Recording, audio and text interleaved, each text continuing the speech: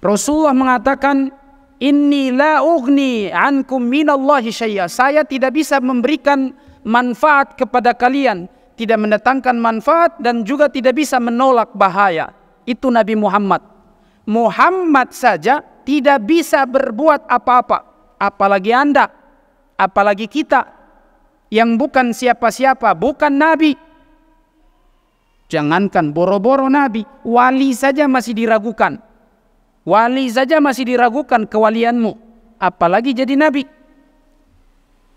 Ini Nabi tidak bisa berbuat apa-apa. Nabi Muhammad SAW, penyambung risalah dari Allah Subhanahu wa Ta'ala kepada kita ini, tidak bisa memberikan manfaat, menolak madarat. Jadi kalau mau minta manfaat, menolak madarat, mintanya sama Allah. Kita harus tanamkan dalam diri kita bahwa Allah lah yang bisa, kuasa, mampu mendatangkan manfaat dan menolak madarat. Bukan Nabi Muhammad, apalagi kita, apalagi benda mati, apalagi makhluk yang lemah. Apalagi benda mati, apalagi makhluk. Jadi orang mukmin berusaha menjaga diri dari perbuatan. Karena ini adalah perbuatan, kalau seandainya ada manusia yang mengaku muslim beriman, tapi ternyata dia masih, mohon maaf, datang ke pohon, batu, tempat yang disegani, ditakuti, lalu dia berlindung, dia minta keberkahan, minta kebaikan, minta manfaat dari situ. Ini bahaya. Ini adalah praktek-praktek yang dulu di zaman jahiliyah seperti ini ada.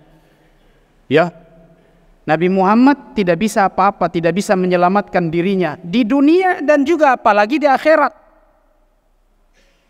Nabi Muhammad saja, dia itu berdoa sama Allah.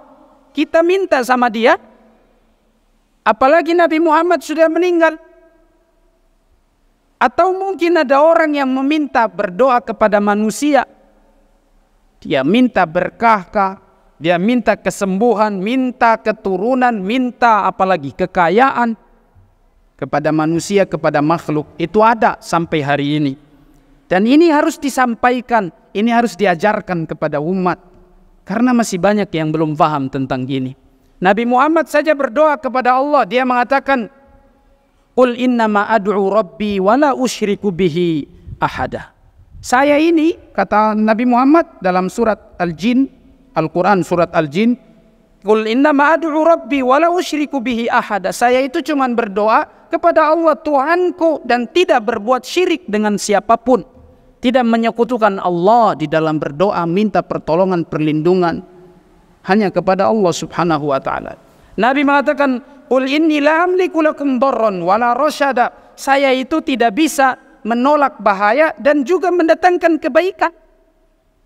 Qul inni la yujirani minallahi ahadun walan ajida min dunihi multahada. Dalam surat Jin, sesungguhnya katakan Muhammad kepada manusia, saya ini, yaitu Muhammad sallallahu alaihi wasallam, tidak bisa melindungi dan menyelamatkan siapapun. Dialah Allah Subhanahu wa taala yang mampu menyelamatkan dan melindungi seseorang besok di hari kiamat. Dan di dunia juga begitu. Nabi Muhammad tidak bisa apa-apa. Ini sudah ada pernyataan langsung dari Nabi Muhammad sallallahu alaihi wasallam. Maka kita, orang-orang yang beriman, yang mengaku muslim mukmin, pengikutnya Nabi Muhammad sallallahu alaihi wasallam, untuk menyelamatkan diri kita dari neraka, diantaranya jauhi. Saya sebenarnya menyebutkan amalan-amalan bisa menyelamatkan kita dari neraka. Intinya, poin yang paling tinggi, yang paling pertama dan yang paling utama, selamatkan diri kalian dari praktek-praktek kesyirikan. Karena inilah yang akan mengekalkan seseorang di dalam neraka. Dosa-dosa yang lain selain syirik bisa menyebabkan orang masuk neraka, tapi tidak mengekalkan seseorang di neraka. Insya Allah dengan keyakinan Ahlus Sunnah wal Jamaah berdasarkan dalil Quran dan hadis, orang yang berbuat dosa besar selain syirik masih dimaafkan oleh Allah dan insya Allah dimasukkan ke dalam surga.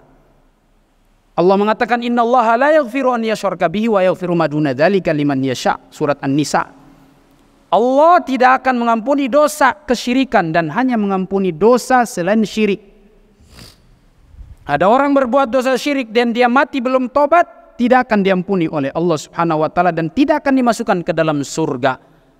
Innahu man yusyrik billahi faqad harramallahu alaihi al-jannah wa ma'wahu an-nar wa ma lidh-dhalimin min ansar. Siapa yang berbuat syirik, Allah haramkan baginya masuk surga dan akan dimasukkan ke dalam neraka dan dia akan kekal di dalamnya, tidak akan ada pertolongan untuknya orang-orang yang zalim ini.